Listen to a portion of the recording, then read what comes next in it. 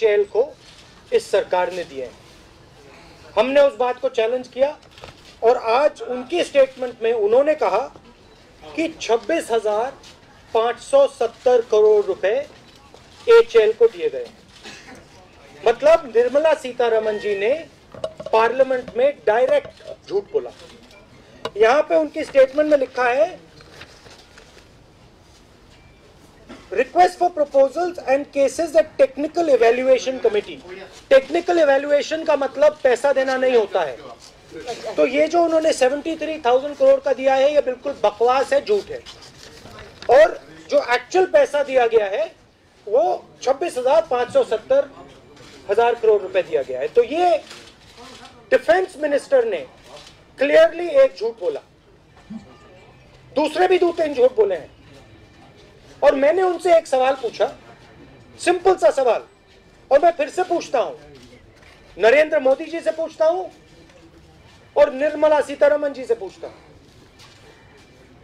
जब नरेंद्र मोदी जी ने Rafale contract को रद्द करके बाईपास सर्जरी की थी और 36 हवाई जहाज का नया कॉन्ट्रैक्ट तैयार किया था, तो डिफेंस मिनिस्ट्री के सीनियर लोगों ने, एयरफोर्स के सीनियर लोगों ने नरेंद्र मोदी के इंटरफेरेंस पर ऑब्जेक्शन किया था, हां या ना? जब मैंने यह सवाल निर्मला सीतारमण से पार्लियामेंट में पूछा, उन्होंने बहुत लंबी बहाने की कहानी दी कि मेरा बैकग्राउंड मिडिल क्लास बैकग्राउंड है, ये वो है, वो भी झूठ था। मगर हां और ना का जवाब निर्मला सीतारमण ने नहीं दिया। मैं फिर से रिक्वेस्ट करता हूं निर्मला सीतारमण जी को, नरेंद्र मोदी जी को, आप मेरे इस सवाल का जवाब दीजिए।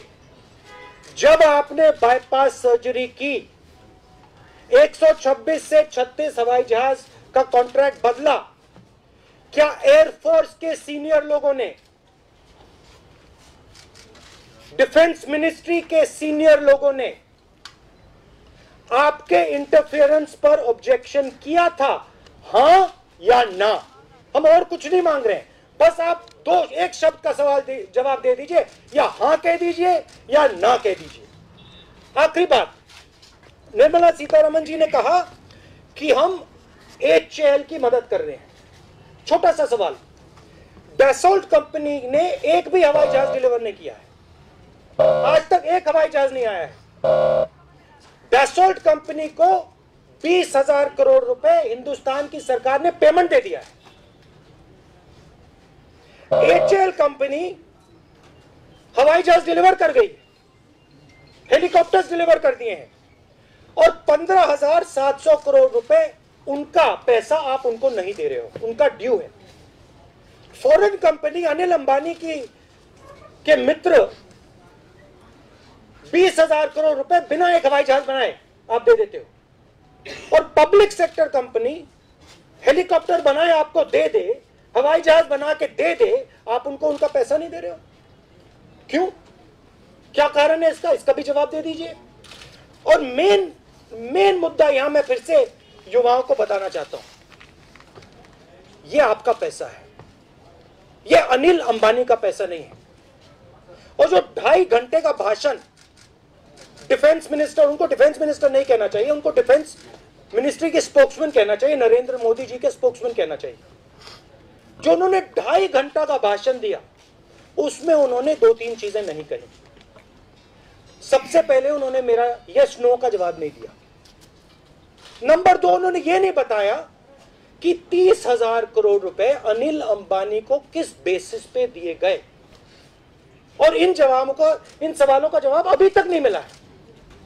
और आपने देखा भाई और बहनों कि देश के जो चौकीदार हैं वो लोकसभा में नहीं आ सकते हैं, लोकसभा में आने से डरते हैं, राफेल के सामने खड़े नहीं हो सकते हैं, क्योंकि अगर नरेंद्र मोदी जी मेरे साथ डिबेट कर जाएं, मुझे 15 मिनट दे दो, नरेंद्र मोदी जी के साथ मुझे 15 मिनट दे दो, 15 मिनट, 16 नहीं चाहता हूं मैं, पूरे देश को समझ आ जाएगा राफेल में क्या है। नहीं आ सकते हैं क्योंकि चौकीदार ने चोरी कराई है।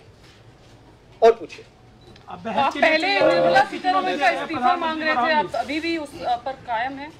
सबसे पहले निर्मला सीतारमण ने क्लियरली, यहाँ देखिए, झूठ बोला है, लोकसभा में क्लियरली झूठ बोला है। बोला है 1 लाख करोड़ रुपए के हमने ऑर्डर्स एचएएल को दिए हैं। उन्हीं की स्टेटमेंट में आज वो कह रही है 26,570, और उन्हीं की स्टेटमेंट में उन्होंने कहा है कि ये जो बाकी 73,000 करोड़ है, टेक्निकल इवैल्यूएशन हो रहा है इनका।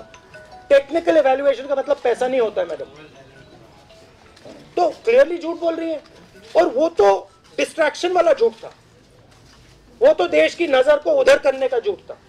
मेन जो उन्होंने झूठ बोला, जब मैंने यस नो का सवाल पूछा, उन्होंने ड्रामा शुरू कर दिया, मुझे ह्यूमिलिएट किया, मैं मिडिल क्लास की हूं।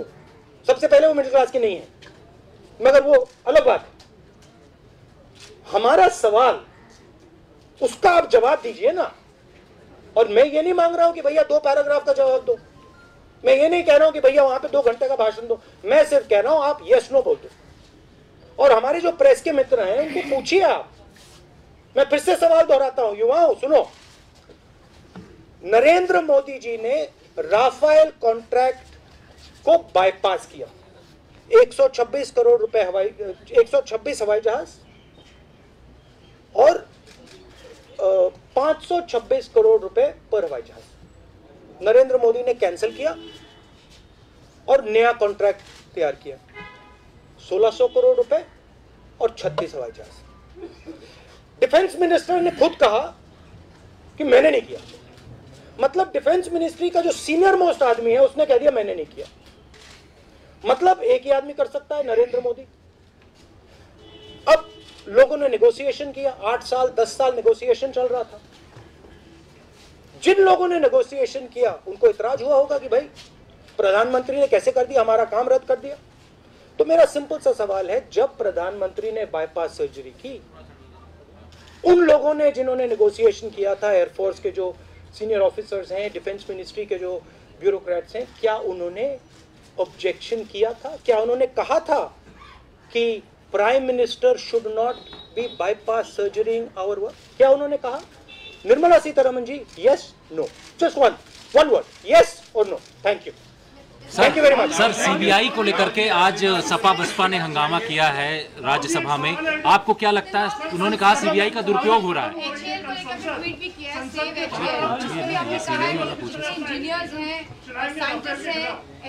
देखिए, HAL people,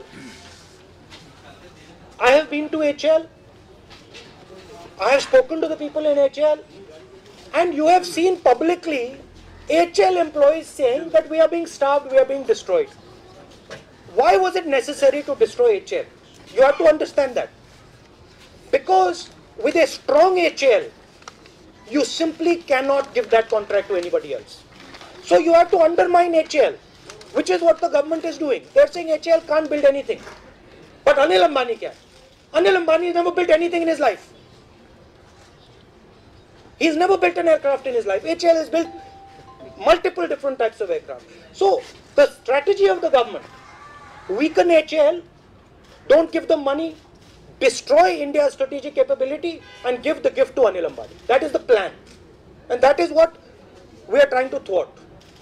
We are protecting the HL and we are telling the people of this country, the youngsters of this country, that we are not going to allow 30,000 crores of your money to be taken by Anil Ambani because he is Mr. Narendra Modi's friend. Thank you very much.